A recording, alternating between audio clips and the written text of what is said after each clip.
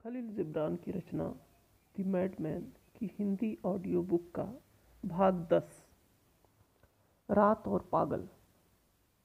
मैं तेरे ही जैसा हूँ ओ रात्रि, नग्न और अंधेरी। मैं एक ऐसे तपते हुए मार्ग पर चलता हूँ जो मेरे दिन के स्वप्नों से उच्चतर है, और मेरा पाँव जमीन तो उससे एक विशाल ओक का पेड़ उठ पड़ता है। नहीं, तुम मेरे जैसे नहीं ऐ पगले, क्योंकि तुम अब भी पीछे फिर कर देखते हो कि रेत पर कितने बड़े बड़े पद चिन्ह छोड़े हैं।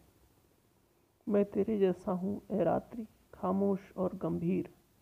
मेरे एकाकीपन के हृदय में एक देवी खटोले पर लेटी है, जिसके पेट से ऐसा बच्चा पैदा हुआ जो स्वर्ग को नरक से मिलाता है।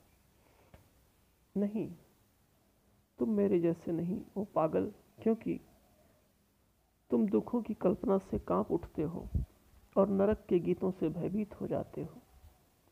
मैं तेरे जैसा हूँ ओ रात्रि, डरावना और भयानक, क्योंकि मेरे कान विजित जातियों के क्रंदन और भूले हुए देशों की चीखों और भूले हुए देशों की आहों से भरे हैं। नहीं, तू मेरे जैसा नहीं है ओ पागल, क्योंकि तू अपने छोटे मन को तो अपना साथी बना लेता है, लेकिन अपने विराट स्वरूप से दोस्ती नहीं कर सकता। मैं तेरे जैसा हूँ ओ रात्रि, क्रूर और अत्याचारी, क्योंकि मेरा हृदय समुद्र में जलते हुए जहाज़ों से रोशन है, और मेरे होंठ बध किए हुए वीरानों के खून से भीगे हुए हैं। तुम मुझ जैसा नहीं है ओ दीवाने, क्योंकि तेरे हृदय में एक आत्मीय की कामना है, और तू अपने लिए कोई नियम नहीं बना सकता।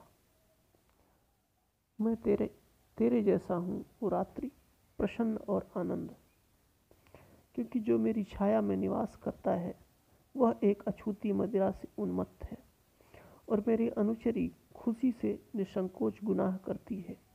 तू मेरे समान नहीं है ओ पागल, क्योंकि मेरी आत्मा पर 7 पर्दों का आवरण चढ़ा हुआ है, और तेरा मन तेरे वश में नहीं है। मैं तेरे जैसा हूँ ओ रात्रि, संतोषी और कामनापूर्ण, क्योंकि मेरे दिल में हजारों मृत प्रेमी मुरझाए हुए चुम्बनों का कफन पहने हुए दफन है। हाँ पगले, क्या तू मेरे जैसा है? क्या तू वास्तव में मेरे जैसा है? क्या तू तूफान को घोड़ा बनाकर सवारी करता है और बिजली को तलवार की तरह हाथ में लेता है? तेरे समान ओ रात्रि, तेरी तरह बलवान और उच्च, मेरा तख्त पवित्र देवताओं के ढेर पर बना है, और मेरा पल्ला चूमने के लिए मेरे सामने से दिन गुजरते हैं, लेकिन मेरे चेहरे को देखने के लिए नहीं। क्या तू मेरे जैसा है, मेरे अंधतम हृदय के लाल? क्या तू मेरे निरंकुश विचारों को समझता है और मेरी व्यापक भाषा को बोलता है? हाँ, हम जुड़वा भाई हैं रजनी, क्योंकि तू अंतरिक्ष पैदा करती है और मैं अपना दिल खोल कर रखता हूँ।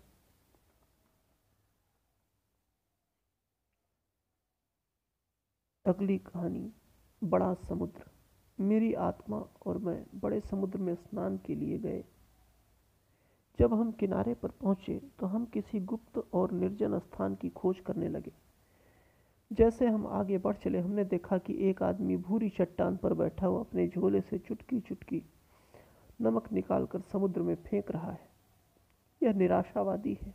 मेरी आत्मा ने कहा, वहां हम स्नान नहीं कर सकते, आओ यह जगह छोड़ दें। आगे चलते हुए गए और एक टापू के पास हमने एक आदमी देखा जो सफ़ेद चट्टान पर खड़ा है। उसके हाथ में एक जड़ाऊ डिब्बा है, जिसमें से वह चीनी निकाल निकाल कर समुद्र में फेंक रहा है। यह आशावादी है, मेरी आत्मा ने कहा, इसलिए वह भी हमारे नग्न शरीर को न देख पाए। हम और आगे बढ़ चले। किनारे पर एक आदमी को देखा जो मरी हुई मछलियां चुनकर बड़ी नर्मदिली से उल्टा समुद्र में फेंक रहा था। मेरी आत्मा ने कहा, हम इसके सामने भी नहीं नहा सकते, क्योंकि यह एक दयालु विश्वामित्र है। हम और आगे बढ़े और हमने देखा कि एक आदमी अपनी छाया को रेत पर अंकित कर रहा था। लहरें आकर उसे मिटा देती थी।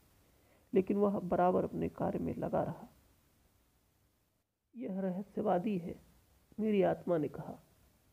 हमें उसे छोड़ देना चाहिए। आगे चले तो देखा एक आदमी समुद्र के झागों को एकत्र करके सेल खड़ी के प्याले में डाल रहा था। यह आदर्शवादी है, मेरी आत्मा ने कहा। यह हमारी दंडता कदापि न देखने पावे। तब हम और आगे चले। अकस्मात एक आवाज़ सुनी। कोई चीख कर यह कह रहा था, यही है समुद्र, यही है गहरा समुद्र, यही है विशाल और शक्तिशाली समुद्र।